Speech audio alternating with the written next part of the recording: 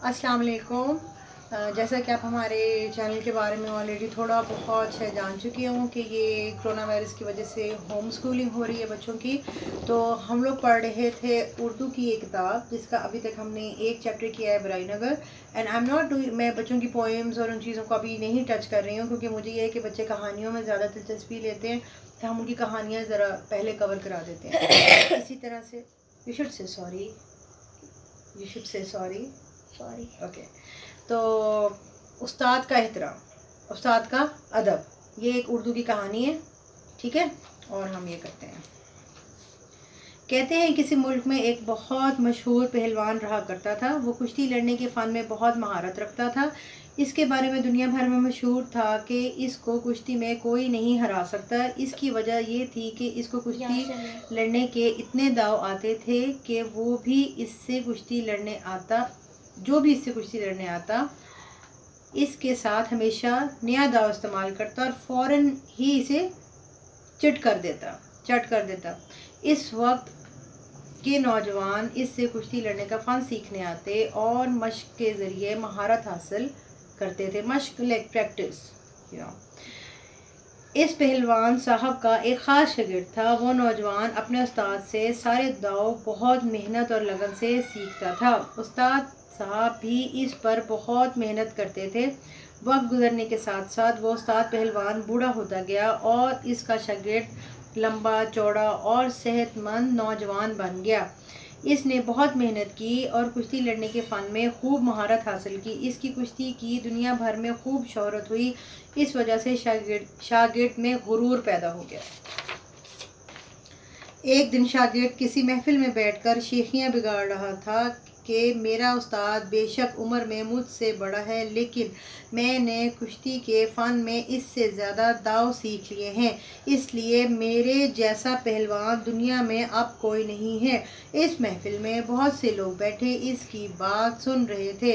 इनमें से एक शख्स उस्ताद पहलवान के पास गया और जाकर सारी बात उनको बताई।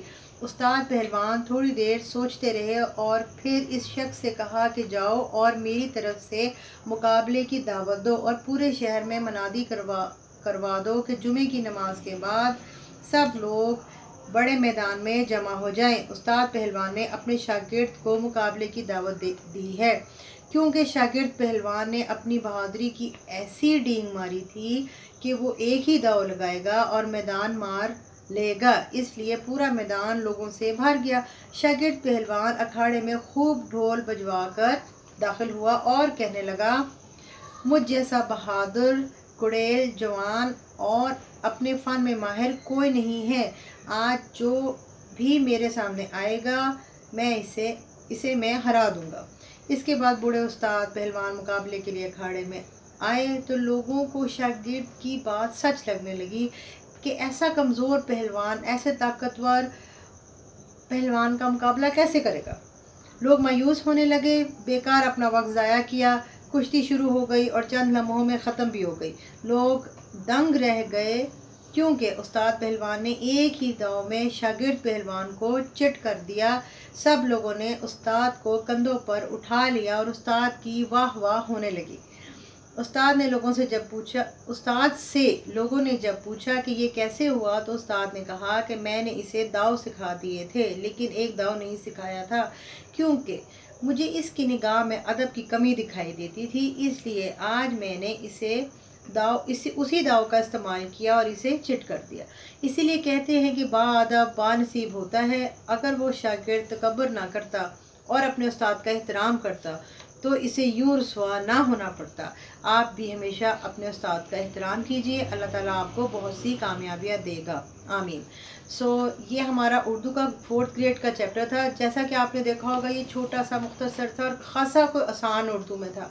तो अभी नेक्स्ट टाइम हम ये करेंगे कि हम बुराईनगर की और इसके क्वेश्चन आंसर्स इकट्ठे कर लेंगे और एक एक्सरसाइज का चैप्टर कर लेंगे क्योंकि सवाल और जवाब में वो आज इंटरेस्टेड नहीं है और वो फिर बैठता ना मेरे पास।